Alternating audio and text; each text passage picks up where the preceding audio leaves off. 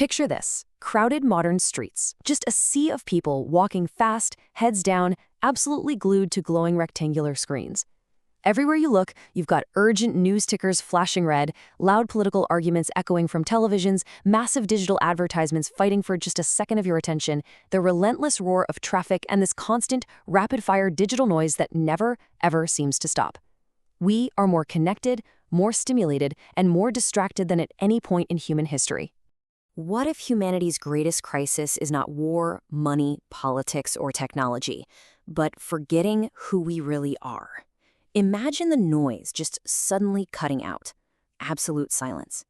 You see one ordinary person sitting totally alone in a darkened room, just quietly looking into a mirror. But as they stare, the reflection in the glass starts to change. It slowly expands, shifting from this tired, everyday face into this vast, luminous, spiritual figure, glowing, surrounded by a backdrop of infinite stars. Michael G. Reccia claims that the person we see in the mirror is only one fragment of a much greater self.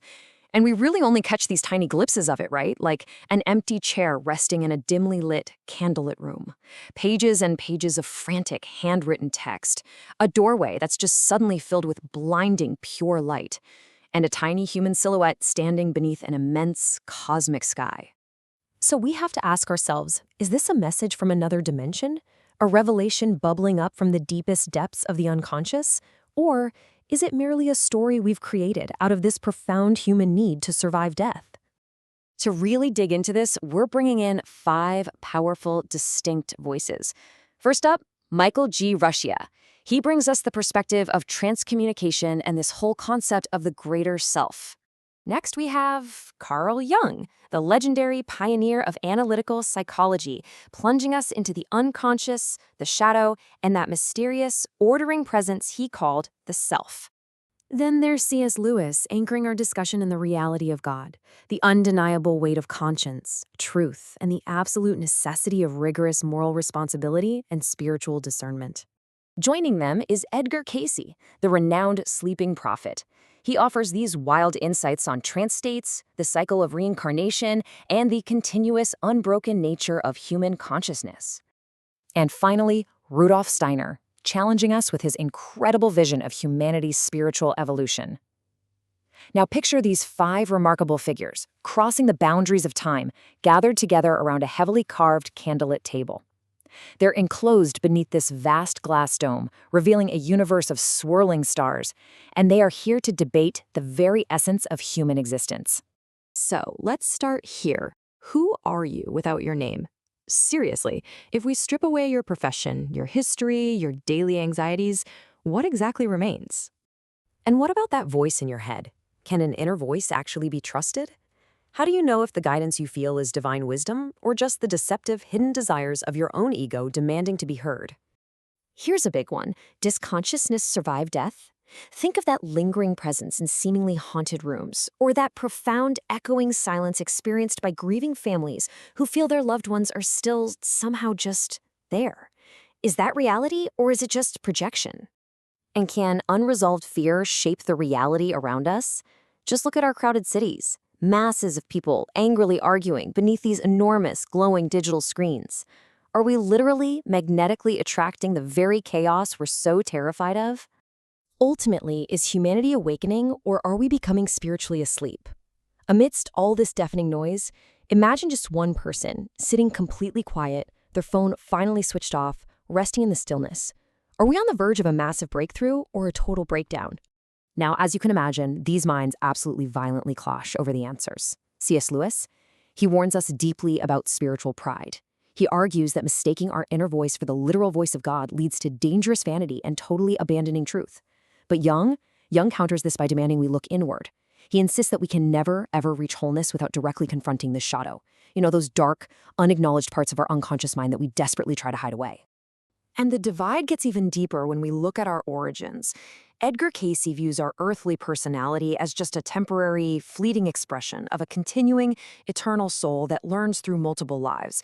But in stark contrast, Rudolf Steiner warns that our modern, materialistic education system is deliberately producing a divided human being. We're trained to meticulously measure matter, but completely conditioned to doubt our own spiritual evolution. At the very heart of this debate is the nature of our amnesia. Why did we forget? Well, Reccia's channeled messages offer this beautiful hope that our greater self is always present, just waiting to be remembered. But pit that against a much darker psychological reality. Perhaps society deliberately distracts us because the false self, this ego built purely on consumption and status, actually finds forgetfulness highly convenient. Think about it. If we don't remember we're spiritual beings, we don't have to take moral responsibility for how we treat each other. The mind itself can be the ultimate trap. As Rudolf Steiner hauntingly observed, the prison is rarely visible. Its bars are made from unquestioned ideas.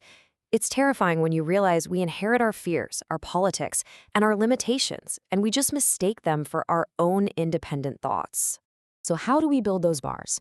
Edgar Cayce points right at our daily choices, noting that separation begins when the will turns entirely towards self-interest.